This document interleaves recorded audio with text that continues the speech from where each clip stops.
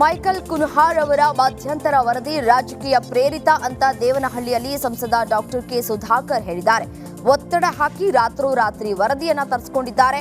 ಆ ವರದಿಯನ್ನು ಸರ್ಕಾರ ಮೊದಲು ಬಿಡುಗಡೆ ಮಾಡಲಿ. ಕೋವಿಡ್ ನಿರ್ವಹಣೆ ಒಬ್ಬ ವ್ಯಕ್ತಿ ಮಾಡಿರೋದಿಲ್ಲ, ಇಡೀ ಸರ್ಕಾರವೇ ಯಶಸ್ವಿಯಾಗಿ ನಿರ್ವಹಣೆ ಮಾಡಿದೆ.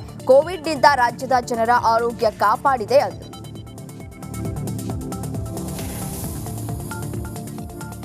ಬೆಂಗಳೂರು ದಕ್ಷಿಣ ಸಂಸದ ತೇಜಸ್ವಿ ಸೂರ್ಯ ಮತ್ತು ಬೆಂಗಳೂರು ಕೇಂದ್ರ ಸಂಸದ ಪಿಸಿ ಮೋಹನ್ ಮೆಟ್ರೋ ಸಂಚಾರ ಮಾಡಿದ್ದಾರೆ. ಕೆಆರ್ಪುರದಿಂದ ಕೆಂಪೇಗೌಡ ಮೆಟ್ರೋ ಸ್ಟೇಷನ್ವರೆಗೂ ಸಂಚಾರವನ್ನ ಮಾಡಿದ್ರು. ಪ್ರಯಾಣಿಕರ ಸಮಸ್ಯೆ ಆಲಿಸಿದ ನಾಯಕರು ಮೆಟ್ರೋ ಅಧಿಕಾರಿಗಳ ಜೊತೆಗೆ ಚರ್ಚೆಯನ್ನ ಕೂಡ ನಡೆಸಿದರು. ಆನೇಕಲ್ ಪುರಸಭೆಯಲ್ಲಿ ಕಾಂಗ್ರೆಸ್ ಬೆಂಬಲದೊಂದಿಗೆ ಅಧಿಕಾರದ ಗದ್ದುಗೆ ಏರಿದ್ದಕ್ಕೆ ಕೇಂದ್ರದ ಮಾಜಿ ಸಚಿವ ಎ ನಾರಾಯಣಸ್ವಾಮಿ ವ್ಯಂಗ್ಯವಾಡಿದ್ರು. ಕಾಂಗ್ರೆಸ್ ಶಾಸಕ ಬಿಜೆಪಿ ಅಭ್ಯರ್ಥಿಗೆ ಮತ ಹಾಕ್ತಾರೆ ಅಂತಂದ್ರೆ ತನ್ನ ಸೋಲನ್ನ ಒಪ್ಕೊಂಡಿದ್ದಾರೆ ಅಂತ ಅರ್ಥ ಅಂತ ಲೇವಡಿ ಮಾಡಿದ್ರು. ಬಿಜೆಪಿಯಲ್ಲಿ ಗೆದ್ದ ಇಬ್ಬರು ಅಭ್ಯರ್ಥಿಗಳು ಕಾಂಗ್ರೆಸ್ ಸಹಾಯ ಪಡೆದು ಅಧ್ಯಕ್ಷರಾಗಿದ್ದಾರೆ. ಅವರನ್ನ ಪಕ್ಷದಿಂದ ವಿಪ್ ಜಾರಿ ಮಾಡಿ ಉಚ್ಚಾಟನೆ ಮಾಡಲಾಗುವುದು. ಯಾವುದೇ ಕಾರಣಕ್ಕೂ ಪಕ್ಷಕ್ಕೆ ಬರಮಾಡಿಕೊಳ್ಳೋದಿಲ್ಲ ಅಂದ್ರು.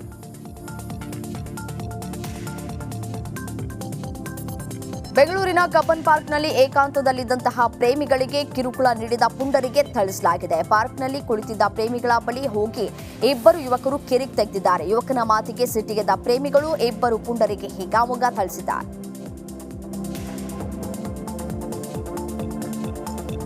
ದರ್ಶನ್ ಅಂಡ್ ಗ್ಯಾಂಗ್ನಿಂದ ರೇಣುಕಾಸ್ವಾಮಿ ಕೊಲೆ ಕೇಸ್ ಸಂಬಂಧ ಕೇಶವಮೂರ್ತಿ ಮತ್ತು ವಿನಯ್ಗೆ ಬಿಗ್ ಶಾಕ್ ಎದುರಾಗಿದೆ. ಅವರ ಜಾಮೀನು ಅರ್ಜಿಯನ್ನ ಕೋರ್ಟ್ ವಜಾಗೊಳಿಸಿದೆ. 57ನೇ ಸಿಸಿಎಚ್ ನ್ಯಾಯಾಲಯ ಬೇಲ್ ಅರ್ಜಿ ವಜಾಗೊಳಿಸಿ ಆದೇಶವನ್ನ ಹೊರಡಿಸಿದೆ.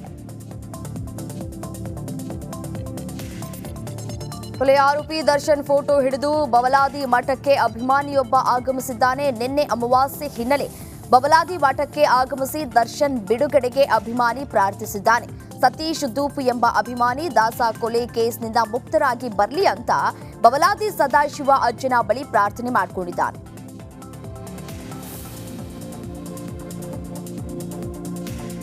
ಗ್ರಾಮದಲ್ಲಿ ಅಕ್ರಮವಾಗಿ ಬಾರ್ ಓಪನ್ ಮಾಡ್ತಾ ಇರುವುದಕ್ಕೆ ಗ್ರಾಮಸ್ಥರು ವಿರೋಧವನ್ನು ವ್ಯಕ್ತಪಡಿಸಿದ್ದಾರೆ. ಆನೇಕಲ್ನ ಸಿಕೆ ಪಾಳ್ಯ ಗ್ರಾಮದಲ್ಲಿ ಘಟನೆ ನಡೆದಿದೆ. ಕೆಲ ಪ್ರಭಾವಿ ವ್ಯಕ್ತಿಗಳು ಕೃಷಿ ಭೂಮಿಯಲ್ಲಿ ಅಕ್ರಮವಾಗಿ ಬಾರ್ ತೆರೆಯೋದಕ್ಕೆ ಮುಂದಾಗಿದ್ದಾರೆ. ಇದಕ್ಕೆ ಗ್ರಾಮಸ್ಥರು ಆಕ್ರೋಶವನ್ನು ವ್ಯಕ್ತಪಡಿಸಿದ್ದಾರೆ. ಅಬಕಾರಿ ಕಮಿಷನರ್ ಹಾಗೂ ಜಿಲ್ಲಾಧಿಕಾರಿಗಳನ್ನ ಭೇಟಿ ಮಾಡಿದ ನೂರಾರು ಗ್ರಾಮಸ್ಥರು ನಮ್ಮೂರಿನಲ್ಲಿ ಬಾರ್ ತೆರೆಯೋದಕ್ಕೆ ಅನುಮತಿ ನೀಡಬಾರದು ಅಂತ ಮನವಿಯನ್ನ ಮಾಡಿದ್ದಾರೆ.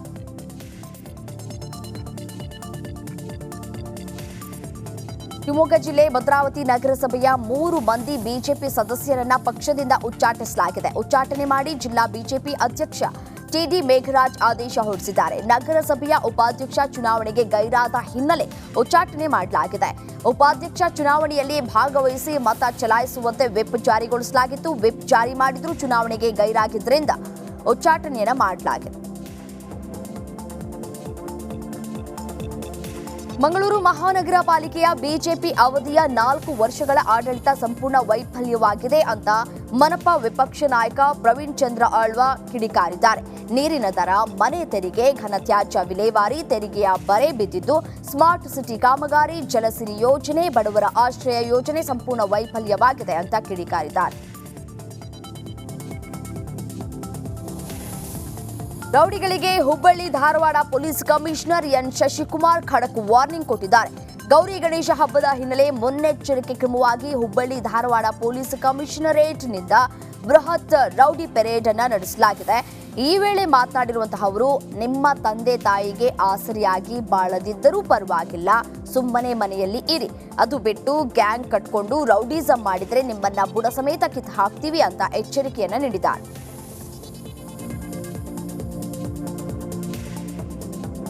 ಕೊಪ್ಪಳದ ತುಂಗಭದ್ರಾ ಎಡದಂಡೆ ಕಾಲುವೆಯಲ್ಲಿ ಯುವತಿಯ ಶವ ಪತ್ತೆಯಾಗಿದೆ. ಯುವತಿ ಆತ್ಮಹತ್ಯೆ ಮಾಡಿಕೊಂಡಿರುವಂತಹ ಶಂಕೆ ವ್ಯಕ್ತವಾಗಿದೆ. ಹೊಸ ಬೆಣಕಲ್ ಗ್ರಾಮದ ಪ್ರೀತಿ ಬಳಿಗೇರ್ ಶವವಾಗಿ ಪತ್ತೆಯಾದ ಯುವತಿ ಪ್ರೀತಿ ಹೊಸ ಬೆಣಕಲ್ ಗ್ರಾಮದ ಮೊರಾರ್ಜಿ ಶಾಲೆಯಲ್ಲಿ ಪಿಯುಸಿ ವ್ಯಾಸಂಗವನ್ನ ಮಾಡ್ತಾ ಇದ್ರು. ಸ್ಥಳಕ್ಕೆ ಗಂಗಾವತಿ ಗ್ರಾಮೀಣ ಪೊಲೀಸರು ಭೇಟಿಯನ್ನ ನೀಡಿ ಪರಿಶೀಲನೆ ನಡೆಸಿದ್ದಾರೆ. ವಾಟ್ಸ್ಆಪ್ ಸ್ಟೇಟಸ್ನಲ್ಲಿ ಡೆತ್ ನೋಟ್ ಬರೆದಿಟ್ಟು ನಾಪತ್ತೆಯಾಗಿದ್ದ ಯುವಕ ಶವವಾಗಿ ಪತ್ತೆಯಾಗಿದ್ದಾನೆ. ತುಂಗಾ ನದಿಯ ಸ್ಮಶಾನ ಕಟ್ಟೆ ಬಳಿ ಮೃತದೇಹ ಪತ್ತೆಯಾಗಿದೆ. ಶಿವಮೊಗ್ಗ ಜಿಲ್ಲೆಯ ಇಂದಾವರ ಗ್ರಾಮದ ಯುವಕ ಜಯದೀಪ್ ಶನಿವಾರ ನಾಪತ್ತೆಯಾಗಿದ್ದ. ಹುಡುಗಿ ಸಿಕ್ಕಿಲ್ಲ ಅನ್ನೋದರ ಜೊತೆಗೆ ಆನ್ಲೈನ್ ಟ್ರೇಡಿಂಗ್ನಲ್ಲಿ ಹಣವನ್ನ ಕಳೆದುಕೊಂಡಿದ್ದೇನೆ ಅಂತ ಬರೆದಂತಹ 3 ಪುಟಗಳ ಪತ್ರವನ್ನ ವಾಟ್ಸ್ಆಪ್ ಸ್ಟೇಟಸ್ಗೆ ಹಾಕಿ ನಾಪತ್ತೆಯಾಗಿದ್ದ. 3 ದಿನಗಳ ಬಳಿಕ ನದಿಯಲ್ಲಿ ಯುವಕನ ಶವ ಪತ್ತೆಯಾಗಿದೆ. ಶಿವಮೊಗ್ಗದ ಕೃಷಿಕ ಸಮಾಜ ವತಿಯಿಂದ ನೂತನವಾಗಿ ನಿರ್ಮಾಣವಾದ ಕಚೇರಿಯ 2ನೇ ಅಂತಸ್ತಿನ ಉದ್ಘಾಟನಾ ಕಾರ್ಯಕ್ರಮವನ್ನು ನೆರವೇರಿಸಲಾಗಿದೆ. ಕಟ್ಟಡವನ್ನು ಸಂಸದ ಬಿವೈ ರಾಘವೇಂದ್ರ ಉದ್ಘಾಟಿಸಿದರು.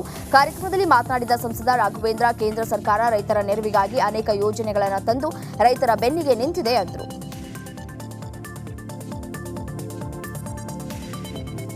ಶಿಕಾರಿಪುರದ ಆಡಳಿತ, ರಾಜ್ಯ ಕಟ್ಟಡ ಮತ್ತು ಇತರೆ ನಿರ್ಮಾಣ ಕಾರ್ಮಿಕರ ಕಲ್ಯಾಣ ಮಂಡಳಿಯ ವತಿಯಿಂದ ಕಿಟ್ ವಿತರಣೆ ಮಾಡಲಾಯಿತು. ಕಟ್ಟಡ ಕಾರ್ಮಿಕರಿಗೆ ಶಾಸಕ ಬಿವೈ ವಿಜಯೇಂದ್ರ ಕಿಟ್ ಅನ್ನು ವಿತರಿಸಿದರು. ಗಣೇಶ ಹಬ್ಬ ಹಿನ್ನೆಲೆಯಲ್ಲಿ ಶಾಂತಿ ಮತ್ತು ಸುವ್ಯವಸ್ಥೆಯಿಂದ ಹಬ್ಬವನ್ನು ಆಚರಿಸಲು ಕಲಬುರಗಿ ಡಿಸಿ ಕಚೇರಿಯಲ್ಲಿ ಶಾಂತಿ ಸಭೆಯನ್ನು ನಡೆಸಲಾಗಿದೆ. ಜಿಲ್ಲಾಧಿಕಾರಿ ಬಿ ಫೌಜಿಯಾ ತರನ್ನುಮ್ಮು ಅಧ್ಯಕ್ಷತೆಯಲ್ಲಿ ಸಭೆಯನ್ನು ನಡೆಸಲಾಗಿದ್ದು, ಯಾವುದೇ ರೀತಿಯ ಅಹಿತಕರ ಘಟನೆಗಳು ನಡೆಯಬಾರದು ಅಂತ ಹೇಳಿ ಸೂಚನೆಯನ್ನು ಕೊಡಲಾಗಿದೆ.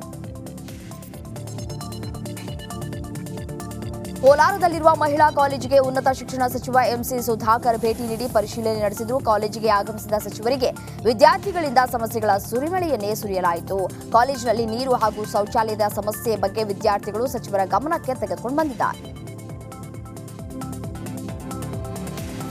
ಚಿತ್ರದುರ್ಗ ಜಿಲ್ಲಾ ಪಂಚಾಯತ್ನಲ್ಲಿ ಪ್ರಗತಿ ಪರಿಶೀಲನಾ ಸಭೆ ನಡೆಯಿತು. ಸಚಿವೆ ಲಕ್ಷ್ಮೀ ಹೆಬ್ಬಾಳ್ಕರ್ ನೇತೃತ್ವದಲ್ಲಿ ಸಭೆ ನಡೆದಿದೆ. ಜಿಲ್ಲಾ ಪಂಚಾಯತ್ ಸಿಇಒ ಹಾಗೂ ಡಿಎಚ್ಒ ಮೀಟಿಂಗ್ಗೆ ಗೈರಾಗಿದ್ದು, ಈ ಸಂದರ್ಭದಲ್ಲಿ ಸಿಟ್ಟಾಗಿದ್ದಾರೆ ಸಚಿವರು.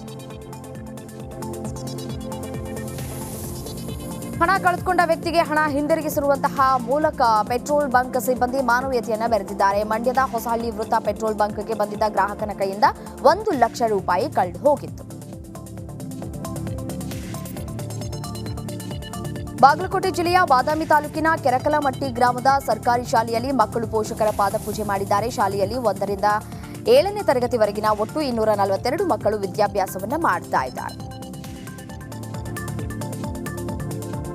ಶ್ರಾವಣ ಸೋಮವಾರದ ಹಿನ್ನೆಲೆ ನಿನ್ನೆ ಧಾರವಾಡದಲ್ಲಿ ಉಳವಿ ಚನ್ನಬಸವೇಶ್ವರ ರಥೋತ್ಸವ ನಡೆಯಿತು. ದೇವಸ್ಥಾನದಿಂದ ಆರಂಭಗೊಂಡ ರಥೋತ್ಸವ ಹಿಂದಿ ಪ್ರಚಾರ ಸಭಾ ಸರ್ಕಲ್ವರೆಗೆ ಆಗಮಿಸಿ ವಾಪಸ್ಸಾಯಿತು.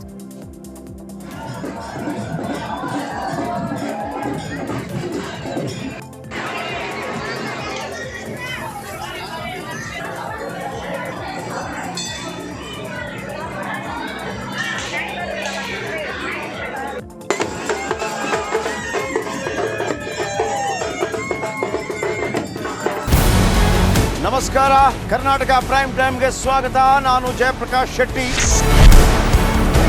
ಇಡೀ ಕರ್ನಾಡು ಇವತ್ತು ರೆಬೆಲ್ ಆಗಿ ನಿಂತಿದೆ. ಈ ಹಗರಣಗಳನ್ನು ಸದನದಲ್ಲಿ ಪ್ರಸ್ತಾಪ ಮಾಡಲು ಕೂಡ ಕಾಂಗ್ರೆಸ್ ಹಿಂದೇಟು ಹಾಕಿದ್ದೇಕೆ?